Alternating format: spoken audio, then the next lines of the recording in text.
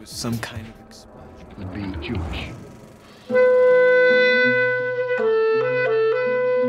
Altså Jiddisch er til stående for sådan fremmedartet, og når man bliver forfulgt for.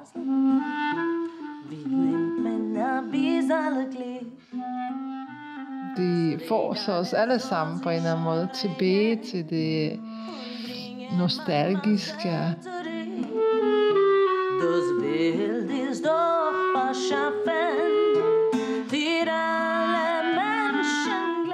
Da jeg havde det 2 semester, så er jeg så stolt over, at så prøver jeg at sige noget til min svigermor. Hun forstår det overhovedet ikke. Men så forsvandt det desværre, så nu er det kun sangerne, jeg lytter til.